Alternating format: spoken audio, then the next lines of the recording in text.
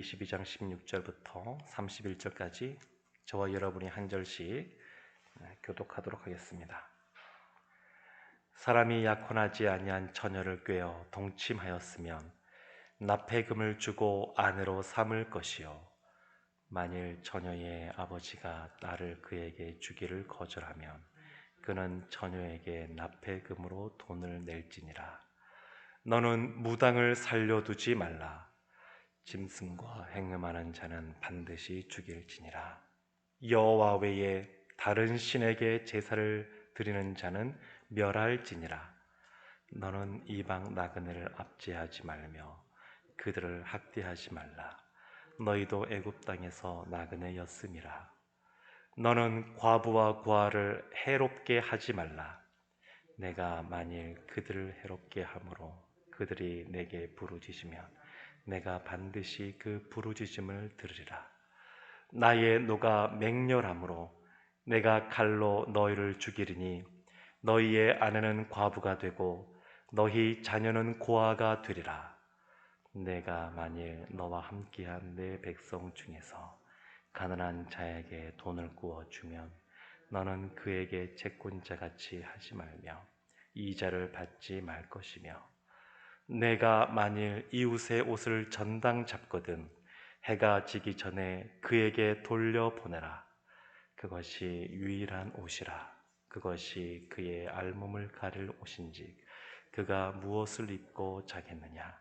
그가 내게 부르짖으면 내가 들으리니 나는 자비로운 자임이니라. 너는 재판장을 모독하지 말며 백성의 지도자를 저주하지 말지니라. 너는 내가 추수한 것과 내가 짜낸 집을 바치기를 더디하지 말지며 내 처음 난 아들들을 내게 줄지며 내 소와 양도 그와 같이 하되 이래 동안 어미와 함께 있게 하다가 여드레 만에 내게 줄지니라. 너희는 내게 거룩한 사람이 될지니 들에서 짐승에게 찢긴 동물의 고기를 먹지 말고 그것을 개에게 던질지니라. 아멘. 하나님은 우리를 하나님의 자녀 삼아 주었습니다. 그래서 우리는 이 세상에 속해 있는 어둠의 그런 자식과는 분명히 다른 사람들이고 그래서 다른 법을 따라가는 사람들입니다.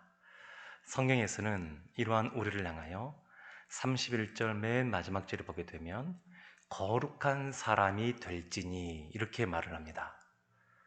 우리는 세상 속에서 살아가지만 세상에 동화되어 살아가는 사람들이 아니라 이 세상에서 빛으로서의 삶을 살아가는 사람들입니다. 이 세상에 어둡고 인간의 그러한 본능에 충실한 그러한 모습들이 만연한 이 세상 가운데 세상과는 전혀 다른 그러한 하나님의 법, 기준을 가지고 거룩한 삶을 살아갈 것에 대해서 말씀합니다. 우리가 이 세상을 살아갈 때 흔히 많이 드러나는 것 중에 하나가 뭐냐면 음란함입니다.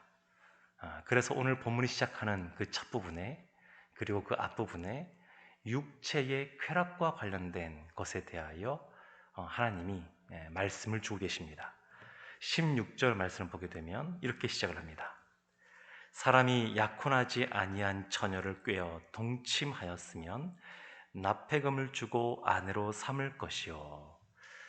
어떤 사람이 어떤 처녀를 꾀어서 동침했을 경우에는 납폐금, 흔히 보통 일반적으로 은 30세겔을 주었는데 그것을 주고 그 여인을 아내로 삼아야 된다. 근데 만약에 17절 말씀 보게 되면 그 여인의 아버지가 그 남자가 악한 마음을 품고 이 모든 것을 이용하기 위해서 이와 같이 행했다. 그리고 도저히 그 사람을 받아들일 수가 없다 싶으면 납폐금만 받고 그리고 이 자신의 딸을 보내지 않을 수가 있습니다. 그러니까 이 율법을 보게 되면 굉장히 세세한 그런 경우들까지 가정하여서 규정하고 있습니다. 그러면 이렇게 남게 된 그 딸은 어떻게 될까요? 일반적으로는 그 아버지와 함께 평생 생과부처럼 삶을 살아가게 됩니다. 아마도 야곱의 딸 디나가 또한 이와 비슷한 삶을 살지 않았나 싶기도 합니다. 근데 이것만이 아닙니다. 19절 말씀 보면 이런 말씀도 나옵니다. 짐승과 행음하는 자는 반드시 죽일지니라. 18절부터 나오는 그 말씀들을 보게 되면 하나님이 굉장히 분명하고 엄격하게 말씀하시는 내용도 나오는데, 이 짐승과 행음하는 것, 육체의 쾌락을 쫓는 아주 극단적인 모습이라고 할 수 있는데, 이런 것들에 대해서 하나님이 분명하게 금하고 있습니다. 근데 이런 육체의 그런 쾌락뿐만 아니라 또 하나, 우리가 삶을 살아갈 때 굉장히 유혹이 되는 것이 뭐냐면 이 돈입니다. 재물입니다. 그래서 그것과 관련하여 25절에 이렇게 말씀하십니다. 내가 만일 너와 함께한 내 백성 중에서 가난한 자에게 돈을 구워 주면 너는 그에게 채권자 같이 하지 말며 이자를 받지 말 것이며, 가난한 자에게 돈을 구워 주면 채권자처럼, 보통 우리가 이 사회에서 보는 것처럼 돈을 빌려준 사람이 돈을 빌린 사람에게 갑질하는 모습들이 참 많이 나오는데, 그렇게 있지 말라고 하는 겁니다. 이유는 왜 그러냐면 이 돈을 빌려준 사람의 그러한 재물, 그러한 재정도 다 누가 주신 것이냐면 하나님이 주신 겁니다. 하나님의 자녀들은 우리가 이 땅에서 가난하든 부하든 또 재물이 많든 어떻든 간에 다 하나님께서 주셨다라고 하는 것을 인정한다 그러면 하나님이 주신 거니까, 또 하나님이 특별히 가난한 사람들에 대하여 사랑하는 마음들이 있으시니까, 배려하는 마음들이 있으시니까 그 마음 가지고 그냥 이자를 받지 말고 주라는 겁니다. 이게 하나님께서 말씀하고 있는 겁니다. 그래서 이와 같이 이 육체의 쾌락적인 부분에 있어서, 그리고 이러한 물질적인 부분에 있어서 하나님 앞에서 거룩한 삶을 살아갈 것에 대해서 말씀하고 있습니다. 근데 이와 같이 육체의 쾌락이나 이런 재물의 문제에 대해서 이겨 나가기 위해서는 하나님께서 이 모든 것을 주실 뿐만 아니라 우리의 삶 속에 참 그 기쁨이 되시고, 그리고 우리의 삶의 문제 해결자 되심을 인정하는 것이 필요합니다. 이것을 인정하지 못하면 어떤 모습이 나타나냐면 18절에 이렇게 나옵니다. 너는 무당을 살려두지 말라. 우스갯소리가 아닌 우스갯소리 같은 것이, 저는 가본 적이 없습니다만 연말 연초가 되면 이 전부는 집에서 기독교인 환영 이런 문구가 걸려있는 곳이 있다 그럽니다. 그러니까 하나님을 인정하지 못하니까 그 무당에게 가서 토종 비결을 본다든지 여러 가지 그 운세를 본다든지 그런 일들을 행하는 겁니다. 하나님께서 우리의 인생을 책임져 주시고 그리고 이끌어 주시고 선한 목자로서 행하신다고 하는 것을 믿는 것이 필요합니다. 그래서 20절에 또한 이렇게 분명히 말씀하십니다. 여호와 외에 다른 신에게 제사를 드리는 자는 멸할지니라. 하나님께서는 아주 분명하게 말씀하십니다. 그래서 하나님이 아닌 우상에게, 다른 신에게 제사를 지낼 경우에는 멸하라고, 죽이라고, 이렇게 아주 단호하게 이렇게 말씀하시는 것을 볼 수 있습니다. 그러니까 이 모든 것들은 하나님이 우리의 주인 되시고 또 하나님이 이 모든 것을 우리에게 주셨고, 그리고 하나님께서 우리의 삶을 이끌어 가시고 그 하나님이 거룩하시니 우리도 거룩한 삶을 살아야 된다라고 하는 그러한 연장선상에서 이런 것들 나온 것을 볼 수 있습니다. 그래서 하나님을 인정하는 사람은 어떠한 삶을 살아가느냐, 21절과 22절에 이렇게 나옵니다. 너는 이방 나그네를 압제하지 말며 그들을 학대하지 말라. 너희도 애굽 땅에서 나그네였음이라.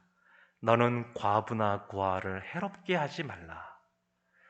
21절과 22절에 성경에 자주 등장하는 세 부류의 사람이 등장합니다. 첫 번째는 나그네, 두 번째는 과부, 그리고 고아.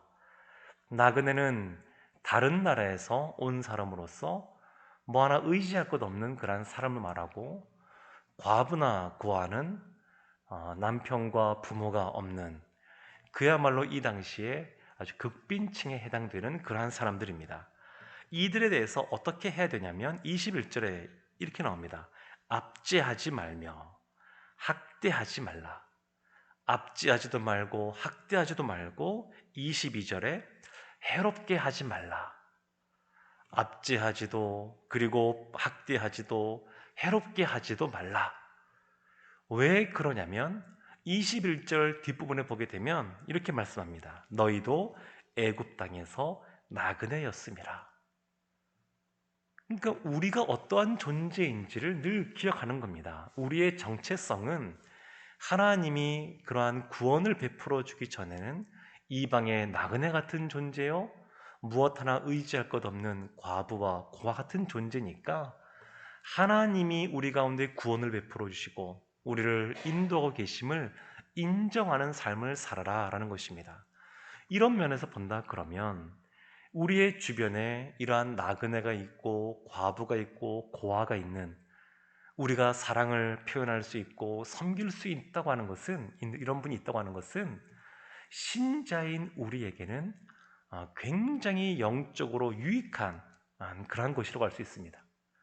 그리고 마음이 가난한 자는, 그리고 가난한 자는 복이 있나니 라고 예수님께서 말씀하신 것처럼 실제로 이와 같은 사랑을 받는 존재로 있다 한들 때 그 마음에 하나님만 더 바라보고 의지할 수 있는 영적으로 유익한 것들이 있습니다.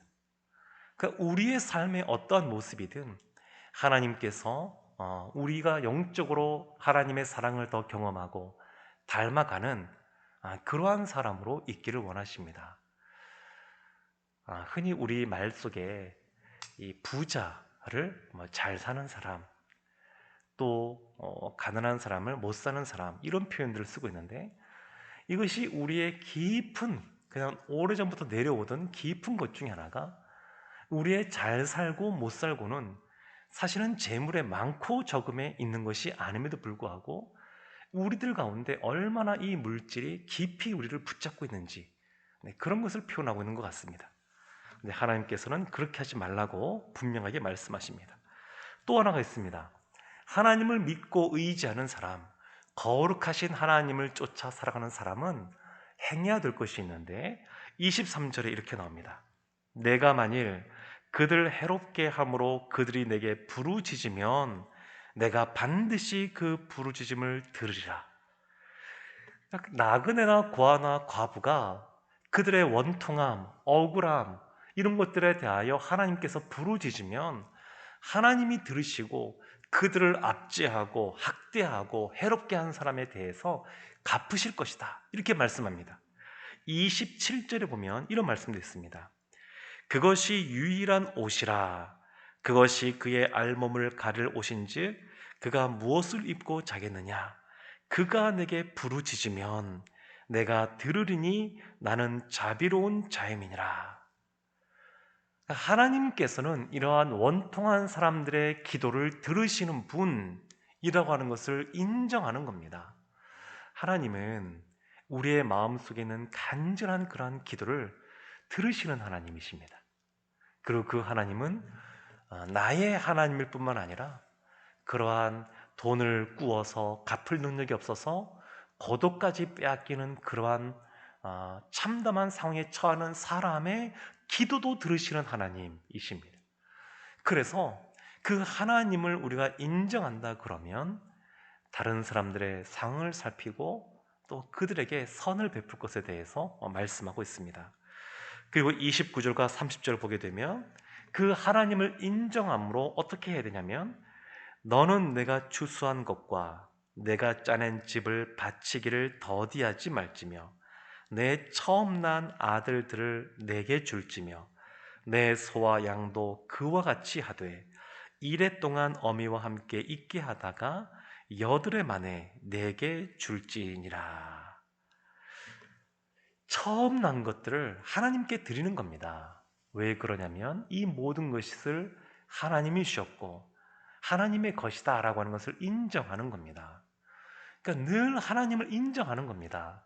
이와 같은 삶을 살아가는 모습이 거룩한 삶을 살아가는 모습입니다. 베드로 전서를 보게 되면 1장 15절과 16절에 이렇게 베드로 사도가 말합니다. 오직 너희를 부르신 거룩한 이처럼 너희도 모든 행실에 거룩한 자가 되라. 기록되었으되 내가 거룩하니 너희도 거룩할지어다 하셨느니라.